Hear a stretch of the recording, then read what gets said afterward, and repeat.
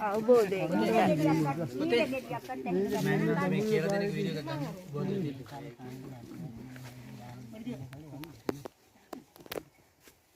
එහෙනම් දැන් හිතන්න අපි ඇවිල්ලා තියෙන්නේ බුදු පියාණන් වහන්සේ බුද්ධත්වයට පත් වුණාට පස්සේ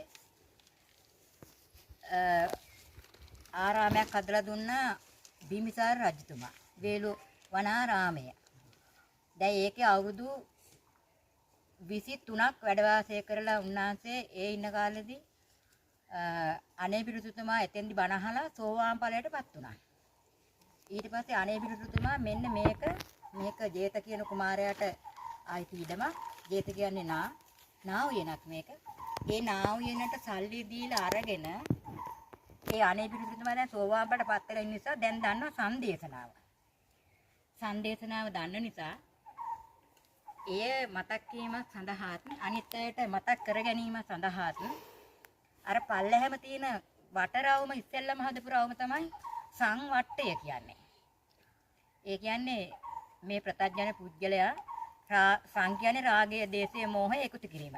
රාගයෙන්, දේශයෙන්, මෝහයෙන් වටයක් හදාගෙන ඒ වටය හදාගත්ත ගන්න ක්‍රමය තමයි මුලින්ම පෙන්නලා තියෙන ලොකු රවුමෙන්.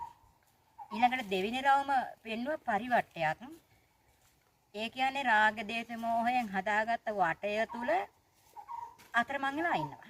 අර අත්තකිලමතාන යෝගයත් කාමසුකල්ලිකාන යෝගයත් දෙකම කර අතරමං වෙලා ඉන්න පිරිසක් එක තමයි අපි දැන් මේ අද ජීවත් වෙන්නේ. එයින් අර චූටි දෙයක් චූටිම කෙනෙක් අර 100ක් 1000ක් ගත්තොත් එක්කෙනෙක් වගේ ප්‍රමාණයක් තමයි මෙන්න මේ තැනට ඇවිල්ලා තියෙන්නේ.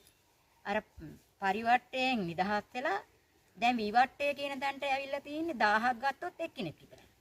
අනිත් 999ම ඉන්නේ තාම ප්‍රත්‍යඥ ලෝකේ. දැන් ඒක පෙන්වන්න තමයි මේක හදලා තියෙන ආනේ පිටුතුමා. එතකොට මේකේ දැන් මේ රවුමට අමතරව තව මොකද තියෙන්නේ? වටේ හතරක් කොටුවක් තියෙනවා නේද? එතකොට සංවට්ටයටපත් වුණා. ඒක අතාරින්න ඕනේ. පරිවට්ටයටපත් වුණා.